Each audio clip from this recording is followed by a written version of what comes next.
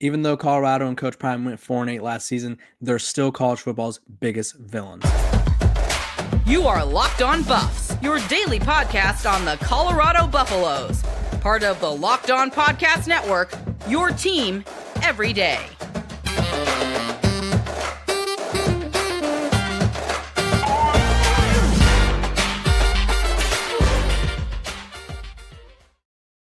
Welcome to Locked On Buffs. I am your host, Kevin Borba. Today's episode is brought to you by LinkedIn. These days, every new potential hire can feel like a high-stakes wager for your small business, and that's why LinkedIn Jobs helps you find the right people for your team faster and for free. Post your job for free at linkedin.com/LockedOnCollege. Terms and conditions apply. We are also brought to you by the Locked On Podcast Network. It's your team every day for free and available wherever you get your podcast. So thank you guys for tuning in, making me your first listen of the day. We're talking about Colorado being enemy number one. And I think a lot of people are like, how could they be enemy number one? They went 4-8 last season. They didn't win anything. And it's like, okay, relax. We get it. Colorado, they talked a big game and they went 4-8. I was very critical of them every step of the way. I thought realistically, I think they left 3 or 4 wins on the table. I think the USC game they could have won had they not started so slowly and had they not had some timing issues at the end there. The Arizona game, not that it comes down to one play, but this play stands out the most. You make that field goal, you win. The Stanford game, you don't blow a 29-point lead, you win the game. Utah, you get a couple calls to go your way, so other things happen. Next thing you know, you're 4-8 rather than 8-4. I mean, 8-4 rather than 4-8. They were already 4-8. But there's so many things that people don't understand about this Colorado team. I think you could still be a team that underachieved and still be a team that is enemy number one, because that's exactly what Colorado is. And there's 4 main reasons I'm going to tell you right now. For starters, Coach Prime, Deion Sanders, he's loud, he's flashy. He kind of brings all this attention, this aura to college football. It's a great aura, great vibes, but not everyone likes his vibes. And we could speculate the reasons why. Maybe they don't appreciate the energy that he's bringing, or maybe there's other reasons, underlying issues that other people have. Yikes. But either way, he brings this attention, he brings this energy, and he brings this passion that people don't like, because we're used to coaches being like, for instance, Nick Saban. Nick Saban goes to a press conference and he says, I'm not going to talk about this. I'm not going to talk about that. You ask him about this, he goes, I'm not going to talk about it.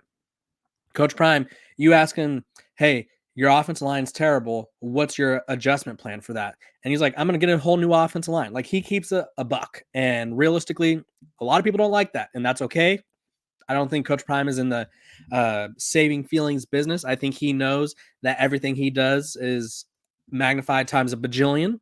Realistically, he has to be loud and flashy right now because Colorado is a non-traditional power, which brings me to my next point. They need attention. They need people to want to go to Colorado. If you go to most recruits in the state of Florida, I won't say in Texas because they kind of have like a little Texas-Colorado connection, but Florida, Georgia, Mississippi, and you're like, what do you think about Colorado? They're probably like, I don't know. Like, but this is pre-Coach Prime era, of course. Like, I don't know. I know their mascots, the Buffaloes. Like, that's probably where people were at. Now that Coach Prime's there and he's bringing all this attention, he's got famous people on the sidelines of games. He's got Samuel L. Jackson dialed into every game. He's got Offset on the sidelines. Who else was there? Terrell Owens, Michael Irvin, The Rock. I know LeBron James was rumored to be going to a game. Obviously, he didn't go there, but there's just so much attention that this program gets. And I think people dislike that. And so people want them to fail because they want, like, I think it's a microcosm of people being like, you know what, you get all this attention, we don't like it. A lot of people don't like when other people succeed, and a lot of people don't like when other people get attention. And realistically, a program like Colorado, even though Colorado did have a run there in the 90s when they won a title, they're one of the better teams in college football, they're considered a non-traditional power, or if they were to succeed, they'd be a non-traditional power in college football. They're not Texas. They're not Alabama. They're not Georgia, Clemson, whoever, LSU, Notre Dame. They're none of those programs, and that's okay. But people like tradition. They don't like change, and they don't like when programs come on the rise. They want programs to all stay in their place. It's kind of like a weird situation where it's like people complain about Alabama being good all the time, but at the same time, they hate and root for other programs to not reach another level because they want that to be their program. So it's like a little bit of jealousy, a little bit of, we don't want this program in Denver, or not Denver, Colorado, in Boulder, Colorado, this program that's half an hour away from Denver, to be one of the better programs in the country, because we're over here in the heart of like football. We're here in the South and our program can't do that. And I think it's a little bit of like, people grow accustomed to certain programs winning. They don't like change. It happens. Next thing, attention. I talked about the famous people coming earlier, the NIL deals. People want attention for their programs. They don't like the attention that Colorado gets, especially since they weren't one of the best teams in college football last season. A lot of people are frustrated that a 4-8 team gets the attention. Guess what? That's called marketability. If you want your team that finished with 9 wins and 3 losses to get more attention, they need to be more marketable. If your coach is kind of like a hard dude that pretends like he doesn't care about the media and doesn't care about anything, and they shut down all this notion of like, oh, we don't do this, we don't do that. Well, guess what? People don't want to watch you. If you're not flashy, if you're not a team that is fun, quote unquote fun, people don't want to watch you. Colorado, whether people want to admit it or not, Coach Prime's fun. He's a personality. Shedeur Sanders, one of the best quarterbacks in the country, was slinging it all over the yard. That's fun. Travis Hunter is a two-way player that is literally a top 5, top 10 player at worst in college football. That's fun. People want to watch that. So if you're upset that they're getting attention, then your program's not getting, kind of look at yourself in the mirror and be like, oh, you know what? Maybe our kind of middle, or not middle of the pack offense, but like maybe our non-exciting offensive play calling and stout defense against other teams that aren't that good isn't that exciting. It happens. And then lastly, public support. I think a lot of people, and this is like the purest of college football, and I did notice that when I first started covering Colorado, there was kind of like this old fan, new fan kind of thing where it's like everyone's bandwagon fan. Everyone is hopping on the Colorado bandwagon, excuse me. They're not real fans. And it's like, you know what? Excuse Deion Sanders for bringing in new fans to Colorado, for bringing in new fans to college football. There's a lot of people in my life that don't care about sports that are well aware of who Deion Sanders is, and they're kind of intrigued by what he's doing in college football because they're like, everyone's talking about him. I don't really watch sports, but everyone's talking about it. That's what people in my family are saying. I've had people comment on my videos, and people DM me on Twitter and say I wasn't really into college football, but Deion Sanders is a coach, so I want to support him. He's bringing in all this attention, and a lot of people just are used to like this traditional, like, I grew up a Colorado fan, or like I grew up a Texas A&M fan. My dad was a Texas A&M fan. My grandpa went to Texas A&M or Florida or whatever. Insert the program here in the blank. People kind of want there to be like this traditionalist sort of vibe in college football. And I think Coach Prime is kind of killing that notion that you have to be like a long-standing fan to support college football, because that's not the case. And I think there's a lot of reasons that people don't like that, and they want to see him fail. They want to see this team fail. There's like 4 types of fans of college football, and I'm going to leave this topic on this note. 1, you just love college football, so you kind of enjoy Coach Prime, or you dislike him. It is what it is. 2, you're a fan of a rival, so you're not, if you're like an Oregon fan or a Colorado State fan, Nebraska fan, you're not going to support Deion Sanders. You're not going to support Colorado. Makes sense. I think you could respect him, but you don't have to support him. 3, there's people who are simply not dialed into Colorado, and that's okay. And then 4, there's people who just root on other people's failure, and that happens a lot when it comes to Colorado. So wherever you lie in those 4 categories, that's okay. If you're in the last 2, I would tell you to kind of check yourself a little bit. It's kind of sad to hate on other people, but either way, I think Colorado's enemy number 1. I think they need to have like this mentality that regardless of what happens, everyone's going to be rooting against us. Everyone wants to watch us to fail, and we'll get support from the people that have been supporting us. Don't look for support when you're struggling on social media, because that's when the haters are the loudest. That's when everyone who's cheering for your downfall is the loudest. And so I think that's what Colorado needs to kind of compartmentalize and be like, you know what? We are the villains of college football, and that is okay. When we come back, we're going to be talking about why Shedeur Sanders is facing some of the most pressure, the biggest pressure in all of college football. But first, a word from our sponsors over at Fire TV.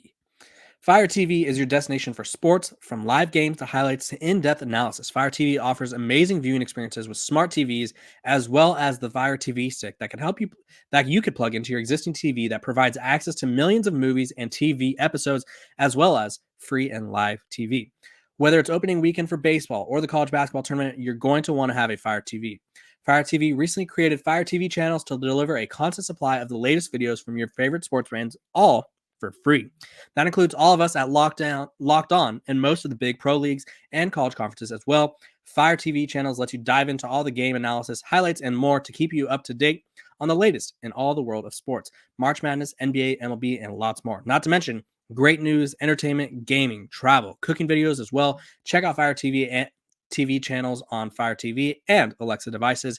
If you haven't checked out Fire TV channels, you should. Trust me on this. To learn more, visit www.amazon.com/LockedOnFireTV.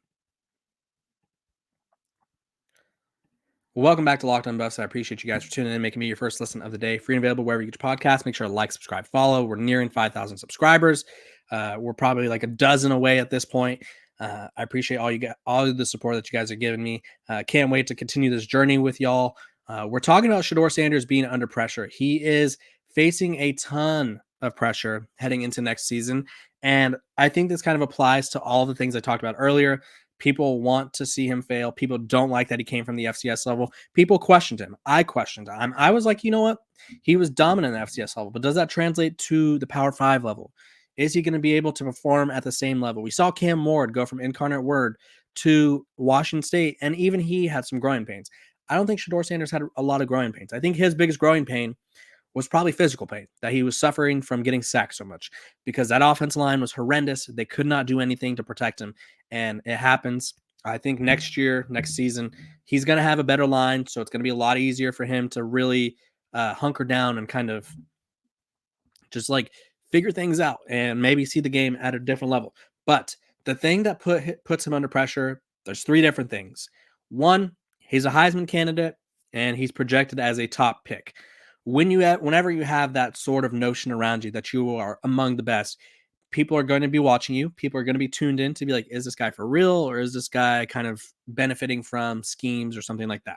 So that's one thing. He's a Heisman candidate. He's a potential top pick, potential top 10 pick, whatever you want to say. He is up there. Another thing, he's Deion Sanders' son. When you're the son of a star, look at Bronny James, look at a guy like Barry Sanders Jr. over at Stanford a few years back, or look at EJ Smith at Stanford, Emmitt Smith's son. I'm trying to think of who else was like under a lot of pressure. Roger Clemens' kids at Texas. They were all under pressure playing baseball.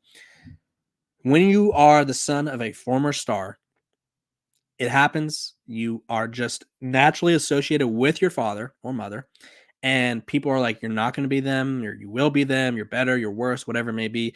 For Coach Prime and Shedeur Sanders, they have this weird combination, not weird, but unique situation because they're obviously father-son, coach quarterback. So one of the most prolific athletes of all times, Deion Sanders, his son, Shedeur Sanders, and he happens to coach him. So there's like this thing of like daddy ball. So all the people that really don't watch the games are going to be like, oh, it's just because it's his son, whatever. It happens. But Shedeur Sanders has that pressure, that standard to live up to his father. I think Shiloh has it to an extent, but I think there's this kind of general acceptance that Shedeur is amongst the college football elite and Shiloh is a really good player. And while he still faces that pressure, I think Shedeur faces it at a different level because he's at a more important position, quarterback. So he's Heisman candidate, top pick candidate, son of Deion Sanders. And lastly, and this is kind of like the key one here, realistically, Shedeur Sanders is facing a lot of pressure because people want to see him fail. They want to see him falter. They want to see him take a step down. I think we've seen a lot of people come from already in rankings. They rank him as like a top, like they're ranking him in, rather than putting him in the top 5 of quarterbacks, he's 10. Or like Brandon Walker over at Bars. I don't even know what his show is called. I think it's always College Football. I want to say that's right. No, that's Greg McElroy's show. Either way, Brandon Walker. He tweeted that Shedeur Sanders is, I believe, the 10th best quarterback in college football, which, I mean, it's not a bad thing to be top 10, but obviously Shedeur, I think, played above the expectations for a lot of people this past season. And then you got guys like, what's his name? Coach Jason Brown from Last Chance U, who did it, literally titled an episode, Shedeur Ain't Him. I break it down. So he has all this episode of talking about why Shedeur Sanders is not that good. And sure, whatever, if that's your opinion, it happens. I imagine when he's being talked about as a top 10 pick, I imagine he's somewhat good. And then realistically, Shedeur is kind of outspoken in a sense. So 5 hours ago today on Friday, he tweets, people wake up and think, how can I hate on Colorado today?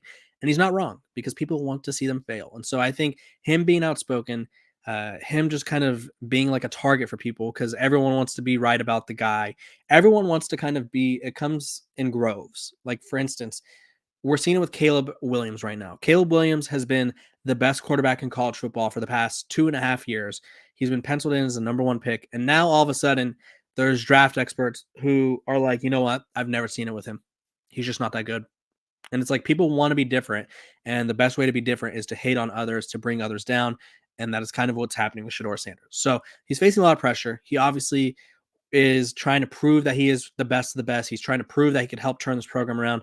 And he's trying to prove that he is one of the best quarterbacks in all of college football. And that comes at a price. And people are going to want to shoot you down. But I do think it's interesting. He's kind of public enemy number 2, if you will, if you don't want to associate with him.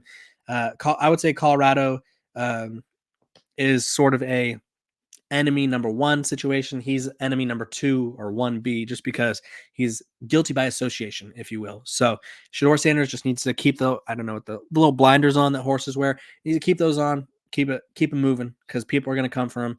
I know he likes to respond. I know he likes to troll a little bit, but it's just going to continue to come. So you got to kind of just take it on the chin and live on and live your life. When we come back, we're going to be talking about the latest in Colorado football, basketball, and everything in between. But first, a word from our sponsors over at LinkedIn. LinkedIn isn't just another job board. It has a vast network of more than 1 billion professionals, which makes it the best place to hire. It gives you access to professionals you can't find anywhere else. LinkedIn does all of that while making the process easy and intuitive. And when you're a small business hiring, you want to find the quality professionals for your right role, and that's why you have to check out LinkedIn Jobs. Hiring is easy when you have that many quality candidates. So easy, in fact, that 86% of small businesses get a qualified candidate within 24 hours. LinkedIn knows that small businesses are wearing so many hats and might not have the time or resources to hire. LinkedIn is constantly finding ways to make the process easier. They even just launched a feature that helps you write job descriptions, making the process even easier and quicker. 2.5 million small businesses use LinkedIn for hiring. Post your job for free at linkedin.com/lockedoncollege. That's linkedin.com/lockedoncollege. Post your job for free. Terms and conditions apply.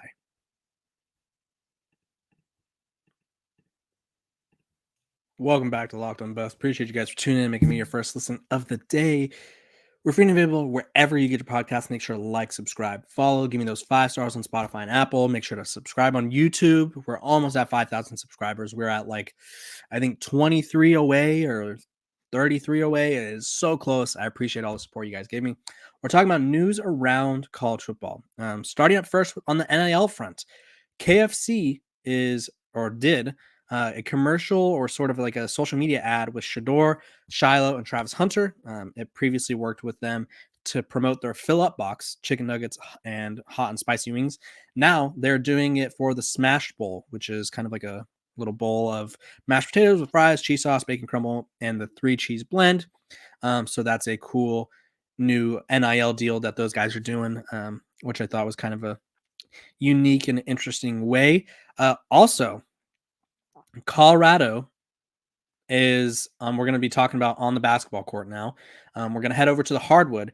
They won against Oregon last night, which was a huge win, 79-75. Let's shout out to all the guys that played well. Tristan Da Silva, 22 points. They had Javon Hadley scoring 20, and then KJ Simpson had 17 points. They did this without Cody Williams, who's a projected top 5 pick. They beat a really solid Oregon team. Even though Oregon's had some injuries, they are one of the better teams in college basketball. So big win there. But the reason it is so important is Colorado moved up to 3rd place in the Pac-12. And to make matters better, Utah, who was also viewed as a on the bubble fringe team ahead of Colorado, lost to Oregon State, who Colorado plays this Saturday. So Utah kind of slides down a step because Oregon State's one of the worst, or is the worst team in the Pac-12. Lose that game, they slide down a step. Colorado beats a better team in Oregon. They go up a step, and now they have a chance to beat Oregon State and kind of be like, you know what, we beat them. So get us up there in those brackets. You know what I mean? So shout out to the Colorado men's team. Heading over to the women's team, they lost, unfortunately, on Thursday evening. So they beat Oregon to open the tournament 79-30. They lost to Oregon State 85-79. Tough matchup. We went to double overtime. They got a crazy performance from Jalen Sherrod, who's one of my favorite players. Really loved watching her when I was working the Pac-12 network. She's just a little lightning in a bottle type player. She had 23. Frida Foreman had 19. And then Aronette Vonleh had 20, but it was not enough as Reagan Beers, for Oregon State, elite name, by the way, 27 points, 13 rebounds. And she was just all over the place, making plays. And yeah, so they lost. And then heading into the NFL ranks, Nate Landman, former Colorado linebacker, re-signs with the Atlanta Falcons. So he had a breakout year this past season. You could say with the Falcons. He was a free agent, but they re-signed him. So originally undrafted, joined the Falcons in 2022, only played in 7 games, made 1 tackle, was mostly on special teams. And then this past season got thrust into a starting role after injuries and blew up. He blew the hell up. He made the most of his chances, started 14 of 16 games, 110 tackles, 3 pass breakups, 3 forced fumbles, 2 sacks, and a pick. So shout out to him. He gets a new contract. He's staying in the NFL for another year or 2, and big opportunity for him. Big opportunity for those in Colorado, or just big opportunity for those around him. And obviously, it's really cool to see people in Colorado doing well. So that is the only other thing that I had. Obviously, I talked about it yesterday. Jack Bailey entered the transfer portal. Deion Sanders has a book coming out. Talked about the influence of Nick Saban on him, on his career. It seems really interesting. Can't wait to read it. So yeah, I appreciate you guys for tuning in, making Locked On Buffs your first listen of the day. We're free and available wherever you get your podcasts. Make sure to like, subscribe, follow. Give me 5 stars. Make sure to comment below what you think or why you think Colorado is the biggest enemy to college football. I appreciate all the support you guys give me. I will see you guys next Monday. Hope you guys have a great weekend, and I'll see you guys Monday.